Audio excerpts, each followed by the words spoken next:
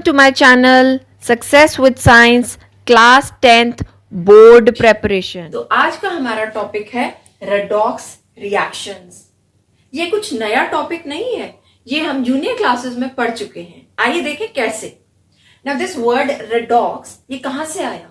ये आया reduction plus OX from oxidation. Reduction and oxidation ये तो हम पढ़ चुके हैं। तो अब हम इसका रिवीजन करते हैं कि ऑक्सीडेशन क्या थी, रिडक्शन क्या होती है। तो let us start with oxidation. Now children, oxidation आपने पहले भी पढ़ रखा होगा। If in a reaction a substance gains oxygen और लूजेस हाइड्रोजन और loses electrons, such a process is called the process of oxidation। आप चाहें तो इसे नोट भी कर सकते हैं। इसका यह मतलब हुआ कि oxidation is a process which involves either gain of oxygen, right, gain of oxygen, और देखिए बच्चों, और isn't it? और means ये भी हो सकता है, वो भी हो सकता है, और loss of hydrogen, right, hydrogen. Okay, now students, कई बार मैंने देखा है बोर्ड में मल्टीपल चॉइस में या in a very short question they can also ask in terms of electrons. तो अगर मैं इलेक्ट्रॉन्स की टर्म्स में बात करूंगी तो हम इसको कह सकते हैं it involves loss of electrons. ये भी आपको पता होना चाहिए, लॉस ऑफ इलेक्ट्रॉन्स। अब हम जल्दी से इसका एक एग्जाम्पल कर लेते हैं। इसका ये जो एग्जाम्पल है ये आपकी एनसीईआरटी बुक का एक एक्टिविटी है। ये भी एक एक्टिविटी है and I have always been stressing कि जितनी भी एक्टिविटीज हैं उन पे एक्टिविटी बेस्ड क्वेश्चंस आते हैं। तो अब कौन सी एक्टिविटी आ जाए, इसलिए आपको सारी एक्टिविटीज करनी है एनसीईआरटी की। ये एक्टिविटी है, if you take copper powder, copper is that reddish pinkish red powder, you take it in a china dish and you heat it in air। आपने एयर में हीट किया उसको, ठीक है। तो आप क्या देखेंगे कि ये जो कॉपर पाउडर है ये ब्लैक कलर का हो जाता है। ये ब्लैक क्यों हो गया? क्योंकि ये बना CuO कॉपर ऑक्साइड और कॉपर 2 ऑक्साइड, क्यूप्रिक ऑक्साइड, ठीक है। Now this is a solid, a black coloured solid. तो ये कलर चेंज क्यों हुआ? बिकॉज इसमें ऑक्सीडेशन हो रही है। अब रिडक्शन क्या होता है?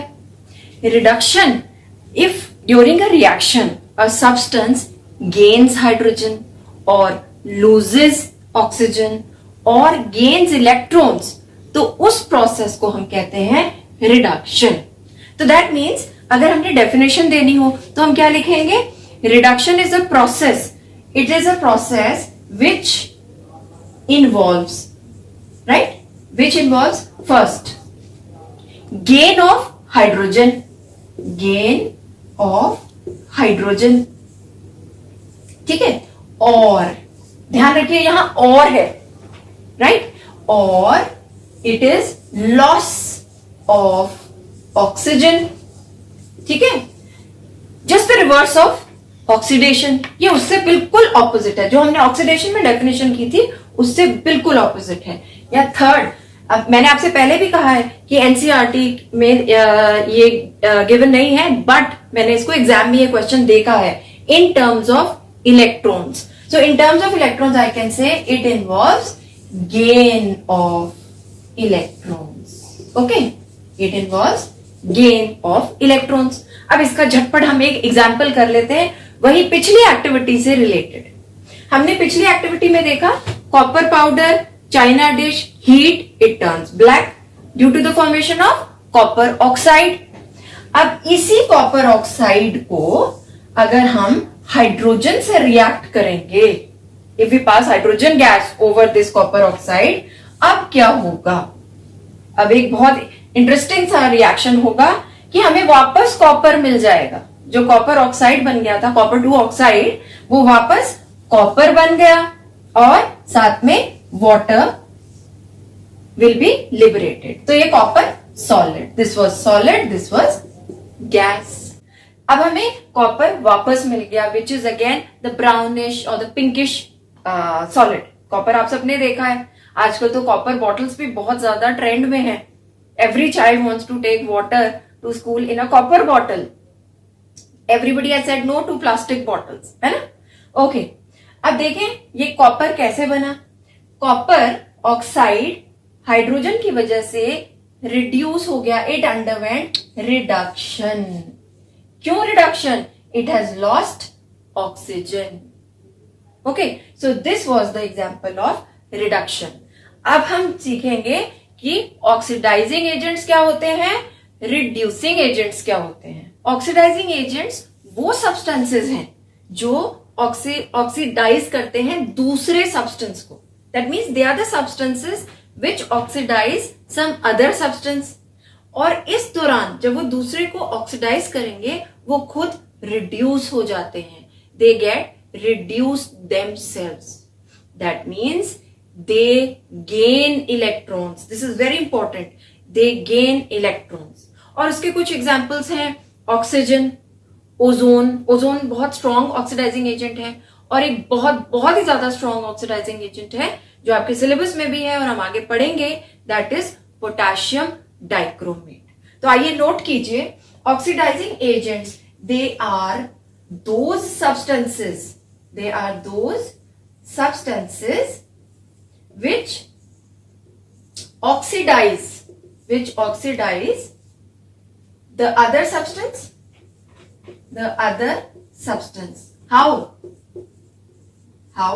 By first, what do? They get reduced themselves. वो खुद reduce हो जाते हैं, right? And second, they gain electrons. They are the electron gainers. तो इसके कुछ एग्जाम्पल्स देखते हैं. कुछ स्ट्रॉन्ग ऑक्सीडाइजिंग एजेंट्स जैसे ऑक्सीजन गैस, ओजोन गैस, और एक और बहुत स्ट्रॉन्ग ऑक्सीडाइजिंग एजेंट जैसे मैंने आपको कहा पोटेशियम K2Cr2O7, पोटेशियम डाइक्रोमेट. ये एक बहुत ही स्ट्रॉन्ग ऑक्सीडाइजिंग एजेंट है. रिड्यूसिंग एजेंट्स वो सब्सटेंसेस हैं जो दूसरे को रिड्यूस करते हैं लेकिन खुद ऑक्सीडाइज हो जाते हैं. सो दीज आर दो substances which reduce the other but they get oxidise themselves. अब इनका क्या है, दे लूज इलेक्ट्रॉन्स. ओके, कुछ एग्जांपल्स देखें जैसे hydrogen, iron, zinc. All these are reducing agents. अब हम कुछ रिएक्शंस प्रैक्टिस करते हैं, redox reactions. Let us take the first example, the first one. Zinc oxide when reacted with carbon forms zinc plus carbon monoxide. अब इसमें आइए देखें दोनों ऑक्सीडेशन और रिडक्शन कैसे हो रही है.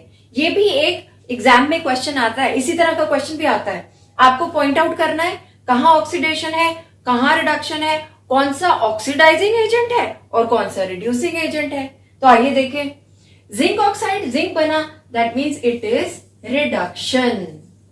ओके, कार्बन मोनोऑक्साइड बना, it is oxidation. Okay, now why oxidation? Gain of oxygen. Why reduction? Loss of oxygen. अब अगर इसमें पूछा जाए कि रिड्यूसिंग एजेंट कौन सा है तो देख के बोलिए कौन सा है reducing agent. Yes, reducing agent is carbon. Oxidising agent is zinc oxide. अगले एग्जाम्पल को देखते हैं. H2S gas when reacted with oxygen forms sulfur plus water. अब देखें इसमें ऑक्सीडेशन कहां हो रही है और रिडक्शन कहां हो रही है. Oxidation is loss of hydrogen, तो यहां लॉस ऑफ हाइड्रोजन. तो what is this? Oxidation. Okay, और अगर गेन ऑफ हाइड्रोजन है तो व्हाट इज दैट? रिडक्शन. तो ये क्या है? रिडक्शन. ठीक है. सो ऑक्सीजन यहां पे क्या हुआ जो रिडक्शन कॉज कर रहा है, यानी ये ऑक्सीडाइजिंग एजेंट है. अब अगला एग्जांपल देखते हैं. If you treat manganese dioxide with hydrochloric acid तो हमें क्या मिलता है उसमें? Manganese dichloride. Now what is this? ये हमने क्या किया? मैंगनीज डाइऑक्साइड को रिड्यूस कर दिया because of loss of oxygen. तो ये क्या है? Reduction. What is this? Reduction.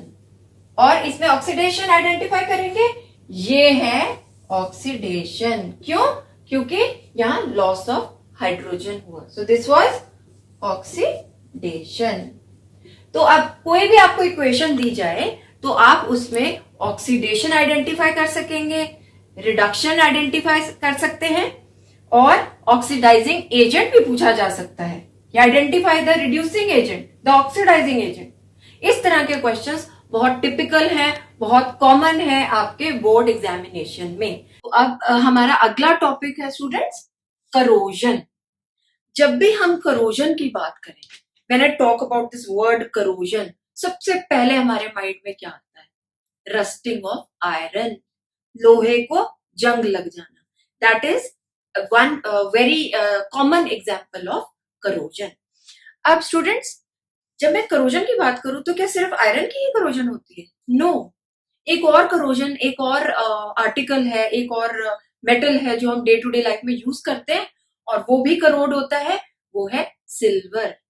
चांदी के ऑर्नामेंट्स अगर हमने कवर करके नहीं रखे कॉटन में या अच्छे से सिक्योर करके नहीं रखे तो थोड़े दिन में हम देखेंगे कि चांदी काली पड़ जाती है। सिल्वर टर्न्स ब्लैक, उसे हम कहते हैं टार्निशिंग ऑफ सिल्वर। तो जब मैं आपको ये एग्जांपल्स दे रही हूं और मैं आपसे पूछूं कि चलिए हम इसकी कोई डेफिनेशन बनाएं, तो डेफिनेशन करोजन की क्या होगी? So we can define corrosion as it is a process of the degradation of the top layer of the metal, right? Because of its reaction with the atmospheric moisture or gases or some chemicals. तो आप चाहें तो इस definition को note कर लीजिए। तो चलिए अब हम बढ़ते हैं अपने एग्जाम्पल्स की ओर। सबसे पहला हमने कहा rusting of iron.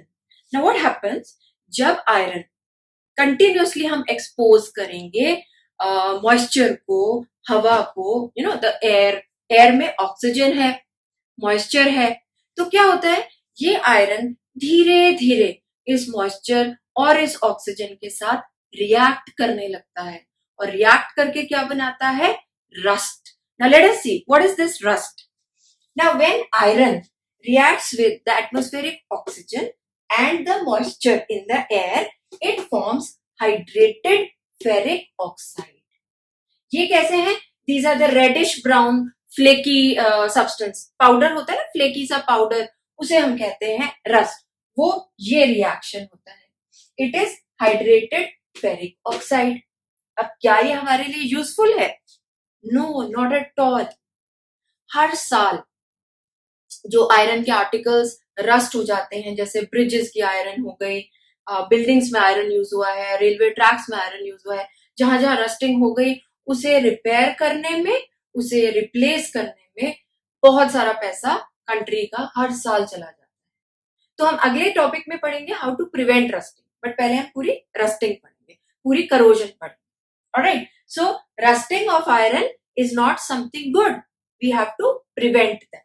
Okay, next, copper articles जो हमारे घर में होते हैं, कई बार वो एयर को एक्सपोज हुए, पड़े रहे, तो धीरे धीरे हमने क्या नोटिस किया कि वो लाइट ग्रीन सा, उसका जो सरफेस है वो लाइट ग्रीन हो गया। अब वो लाइट ग्रीन क्यों हुआ? क्या कभी आपके मन में क्वेश्चन आया, why did this copper turn green? और अगर वो रिएक्ट हुआ तो किसके साथ रिएक्ट हुआ? तो चलिए देखते हैं वो किसके साथ रिएक्ट हुआ और उसने क्या बनाया। Copper, when reacts with carbon dioxide of the air, oxygen of the air, and moisture of the air, it forms basic copper carbonate. इसे नोट कर लीजिए, ये all these three are very very important. तो इसने बनाया basic copper carbonate. ये green colour का है जो कॉपर की टॉप लेयर पे आ जाता है। ठीक है, अब जैसे हमने चांदी के गहनों की बात की, सिल्वर ऑर्नामेंट्स की जब बात की, तो हमने देखा सिल्वर टर्न ब्लैक। लेकिन आपको याद होगा सिल्वर, जब हमने एलिमेंट रिएक्टिविटी सीरीज पढ़ा था अपने प्रीवियस सेशन में, तो हमने देखा था सिल्वर तो बहुत नीचे आ रहा है, मतलब उसकी रिएक्टिविटी बहुत कम है। तो अगर इतनी कम है, तो if I talk about gold, gold doesn't rust. Gold is, अगर मैंने इसको एयर को एक्सपोज किया, या even if I am washing my hands, water is applied, soap is applied, but gold को कोई फर्क नहीं पड़ता। लेकिन चांदी काला हो जाएगा अगर हमने उसको हवा में एक्सपोज किया। Why? Because the silver reacts with the hydrogen sulfide gas in the air and forms silver sulfide. अब ये जो सिल्वर सल्फाइड है, ये ब्लैक कलर की है और सिल्वर की टॉप कोटिंग बना देती है। अब अगर आयरन रस्टिंग की बात करें, या कॉपर कार्बोनेट बेसिक बात करें, या सिल्वर सल्फाइड की बात करें, तो what are these doing? They are wasting the top layer of the metal. हमने इसे साफ किया, जो ही साफ किया अंदर से एकदम क्लीन लेयर निकल आई, but what about the top layer? Top layer waste हो गई। So that means corrosion is not something good. It has to be stopped, it has to be prevented, it has to be avoided. Now if we talk about hill stations, तो जो hill stations में घर होते हैं उनकी ceiling होती है और रूफ होती है। The roof is generally made up of the iron sheets, and if you visit a hill station you will notice जो आयरन शीट्स हैं उन्हें लोगों ने पेंट कर रखा है। वो पेंट क्या सिर्फ घर को ब्यूटीफाई करने के लिए किया है? नो, वो घर उन्होंने पेंट, जो उसकी आयरन शीट है, इसलिए पेंट की है क्योंकि वो उसे रस्टिंग से बचाना चाहते हैं। अगर पेंट नहीं किया तो may be after 3-4 years what will happen, उसमें रस्ट की वजह से बड़े बड़े होल्स हो जाएंगे और उसमें से क्या घुस जाएगा? पानी। It will go right into the house. Snow, it will go right into the house. So those sheets, just a paint on the sheet is protecting their house from rusting and water going into the house. तो rusting को prevent करना आप समझ गए कितना important है। अब iron की करोजन को कहते हैं rusting. Remember this thing, corrosion of iron is called rusting, corrosion of silver is called tarnishing. Silver की करोजन को हम बोलते हैं, सिल्वर डजंट रस्ट, एक स्पेसिफिक वर्ड है इसका, उसको हम कहते हैं टार्निश। तो सिल्वर टार्निश होता है और आयरन करोड होता है। तो चलिए अब देखते हैं इसे प्रिवेंट कैसे कर सकते हैं। सबसे पहला प्रोसेस है पेंटिंग। जैसे मैंने आपको कहा आयरन शीट्स रूफ्स पे पेंट कर दी जाए तो वो करोड नहीं होंगी, it will prevent rusting. The second point is greasing. अब ग्रीस कर दीजिए या ऑयलिंग कर दीजिए। जैसे मशीन के कुछ पार्ट्स हैं जो आपस में they are coming in contact with each other, वो एक दूसरे से रगड़ रहे हैं, तो वहां अगर हम ग्रीजिंग कर दें, ऑयलिंग कर दें, वो लुब्रिकेट की तरह एक्ट करेगा और वो करोजन को बचा लेगा। Then we have galvanisation. ये गैल्वेनाइजेशन का पे जो क्वेश्चन है मैंने बहुत बार देखा है, 1 mark question. Define galvanization, how galvanization helps in prevention of corrosion. Galvanization में क्या होता है, हम मेटल का जो सरफेस है उस पे जिंक की एक कोटिंग लगा देते हैं। अब जो जिंक है वो मेटल को करोड होने से बचाता है। So galvanization is a coating of a thin layer of zinc on the metal surface to prevent it from corrosion. अब नेक्स्ट मेथड है टिन और क्रोम प्लेटिंग। अब इसमें भी हम एक टिन की लेयर लगा देते हैं, क्रोमियम की लगा देते हैं, तो क्या होगा, जो अंदर का मेटल है वो करोड, वो रिएक्ट नहीं करेगा एटमॉस्फेयर के साथ, तो आपका मेटल प्रिवेंट हो जाएगा वेस्टेज से, ओके, डिग्रेडेशन से, वेस्टेज से। अब जो फिफ्थ मेथड है students, this is very very important, और इस पे जो मैंने नोट्स लास्ट ईयर भी अपने स्टूडेंट्स को दिए थे, दे वर सो हैप्पी क्योंकि पूरा 5 मार्क्स का क्वेश्चन करोजन पे से आया था, फुल 5 मार्क्स क्वेश्चन। ओके, पांचवा मेथड है alloying. Now what is alloy? Alloy सुनते ही सबसे पहले माइंड में क्या एग्जांपल आता है? स्टेनलेस स्टील, जो हमारे किचन में यूज हो रहा है, वो उसमें हमें पता है आयरन है, लेकिन क्या सिर्फ आयरन है? लेकिन उसमें क्या क्या है वो हमें पता होना चाहिए। So what happens, alloy is a homogeneous mixture. आपने लास्ट ईयर 9th में मिक्सचर्स पढ़े थे. होमोजीनियस मिक्सचर मीन्स कि आप उसके किसी भी पॉइंट पे जाके चेक करो तो वो एक सी कॉम्पोजिशन आप पाओगे उसमें. For example sugar in water. आप शुगर इन वाटर टॉप से ग्लास से उठाओ, मिडिल से उठाओ, बॉटम से उठाओ, वो उतना ही मीठा निकलेगा. Isn't it? वो होमोजीनियस मिक्सचर है. मीन्स वो आपस में रिएक्ट भी नहीं कर रहे, मिक्स हो रहे हैं, ऐसे मिक्स हो रहे हैं कि बिल्कुल बराबर हैं हर तरफ से. Okay, so N alloy is a homogeneous mixture of two or more metals or a metal and a non-metal. It can be two metals, one non-metal, right? And it is how it is prepared. हम पहले metals को melt कर देते हैं उनके melting point पे ले जाके, उसके बाद उन्हें मिक्स कर देते हैं एक फिक्स्ड प्रोपोर्शन में. और जब मिक्स कर देते हैं तो एलॉय बन गया. एंड आफ्टर दैट उसकी मोल्डिंग होती है. Supposing you want a spoon, तो स्पून की शेप में उसे मोल्ड कर देंगे, वो बन गया स्टेनलेस स्टील स्पून. और अगर उसे एक पतीले की शेप में आपने मोल्डिंग की तो it becomes a utensil of your desired shape. Okay, so alloying is very very important because अगर मैं स्टेनलेस स्टील की बात करूं तो आयरन रस्ट होता है लेकिन स्टेनलेस स्टील स्टेन नहीं होता. ओके, अब कुछ कॉमन से स्टील के अपार्ट फ्रॉम स्टील कुछ कॉमन हमारे पास एलॉयज हैं, उनके एग्जांपल्स कर लेते हैं. ये बहुत इंपॉर्टेंट है. ब्रास. ब्रास किन दो मेटल्स का बना है? Copper and zinc. इन्हें पहले मेल्ट करेंगे, फिर एक डेफिनेट प्रोपोर्शन में मिक्स करेंगे, फिर डिजायर्ड मोल्डिंग करेंगे. Bronze is copper and tin. Sn children is the symbol of tin. Solder. Solder कहाँ यूज होता है? वेल्डिंग में. वेल्डिंग में क्यों यूज होता है? इसका मेल्टिंग पॉइंट बहुत कम है. इसे मेल्ट करके हम जो चीज टूटी हुई है उसमें टाका लगा सकते हैं. We can weld it. Okay, so solder is made up of lead and tin. एक और क्वेश्चन है जो कि कॉम्पिटिटिव एग्जाम्स में भी पूछा जाता है. अमालगम. अमालगम क्या है? It is an alloy. किस चीज का एलॉय? जिसमें कि एक मेटल मर्क्यूरी है, दूसरा मेटल कुछ भी है, but the one metal has to be mercury. And what is mercury? Mercury is a metal. It is a exceptional metal which is liquid at room temperature.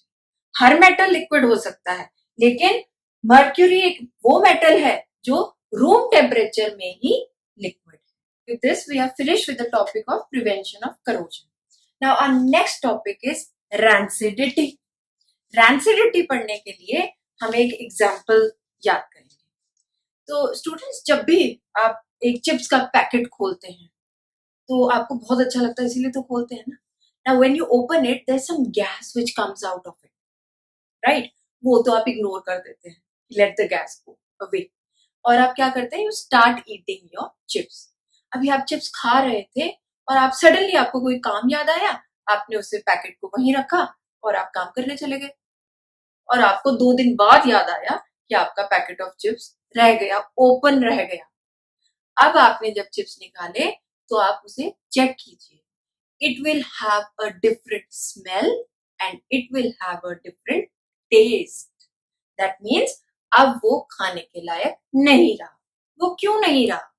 इसी का आंसर है rancidity. और उसमें से कौन सी गैस एस्केप हुई थी? उसका आंसर है प्रिवेंशन ऑफ रैंसिडिटी. तो चलिए, rancidity is a process which can be defined as the oxidation of the oil or the fat which is present in the food. जब उन चिप्स को हमने फ्राई किया उसमें एक ऑयल था, वो ऑयल अगर ऑक्सीडाइज हो गया एटमॉस्फेरिक ऑक्सीजन के साथ तो उसने खाने को कुछ बदल दिया, उसने उस ऑयल को बदल दिया जिससे कि आपके चिप्स का टेस्ट और स्मेल दोनों ही बदल गए. Okay, now this is called rancidity. The fats and oil in the food gets oxidized. What is it doing? It is making the food unpleasant in taste, unpleasant in smell. ठीक है, अब हम कोई भी नहीं चाहेगा कि हमारा फूड टेस्ट में खराब हो जाए या उसकी अच्छी सी खुशबू ही चेंज हो जाए, तो उसको हमें प्रिवेंट करना है। उसकी प्रिवेंशन के लिए हमने चिप्स के पैकेट में नाइट्रोजन गैस को डाल दिया और उन्हें सील कर दिया। नाइट्रोजन गैस ने क्या किया? नाइट्रोजन गैस ने उस ऑयल की, उस फैट की ऑक्सीडेशन को प्रिवेंट किया। कैसे प्रिवेंट किया? It reduced the exposure of oil और fat to the oxygen of the air. उसने वो कॉन्टैक्ट को कट किया, उस कॉन्टैक्ट को रिड्यूस किया। इसीलिए जब चिप्स का पैकेट बाहर छूट गया, वो कॉन्टैक्ट बढ़ गया और रैंसिडिटी का process it took place. Now क्या सिर्फ नाइट्रोजन गैस ही हम भर सकते हैं? कोई और एंटीऑक्सीडेंट नहीं है। नाइट्रोजन इस केस में क्या है? एंटीऑक्सीडेंट। एंटी मतलब ऑक्सीडेशन के अगेंस्ट। तो इसमें नाइट्रोजन भी एंटीऑक्सीडेंट था और उसके अलावा हम एक और एंटीऑक्सीडेंट का नाम याद करेंगे, that is BHA. BHA is the short form and it is called butylated hydroxyanisole. ठीक है, तो ये दो आप याद कर लीजिए। बुक में, एनसीईआरटी की बुक में केवल नाइट्रोजन दिया है, बट आपको एक एक्स्ट्रा आना चाहिए। अब क्या सिर्फ एंटीऑक्सीडेंट्स ही प्रिवेंट कर सकते हैं? और भी प्रोसेस हो सकता है। अब कुछ फूड मटेरियल आप देखेंगे वो एयर टाइट कंटेनर में होता है।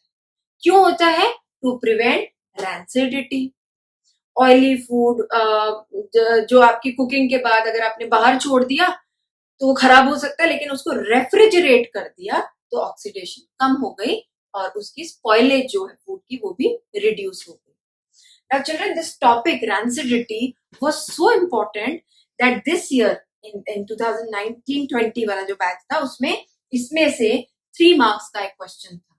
3 marks. So a lot of questions from corrosion and rancidity. So all these topics जो हमने अपने फर्स्ट सेशन में लिखे थे बोर्ड पे, topics to understand, we have covered all these topics and questions related to the topics. In fact मैंने हर उस इंपॉर्टेंट पॉइंट पे स्ट्रेस डाला है जिसमें से शॉर्ट क्वेश्चंस आते हैं। इसमें से लास्ट ईयर क्वेश्चन था define rancidity. It was so easy, the oxidation of fats and oil, isn't it? Now food rancid होने के बाद क्या चेंजेस होते हैं? The answer was unpleasant taste, unpleasant smell. The third part of this question was how can you prevent rancidity? Give any 2 methods. Antioxidants like nitrogen, BHA, airtight containers, and see 3 marks. How easy! So science is not at all difficult. You just have to organize your material. और आपको पता होना चाहिए किस material पे हमें किन किन टॉपिक्स पे हमें ज्यादा फोकस करना है, किन टॉपिक्स को जस्ट रीड थ्रू करना है। लेकिन मेरी तरफ से एडवाइस है, don't even leave a single line of your NCERT book. The whole question paper is from NCERT book. तो ये पूरा चैप्टर हमने NCERT से फिनिश कर लिया। And with this, I end my video for today, children. Thank you and have a nice day.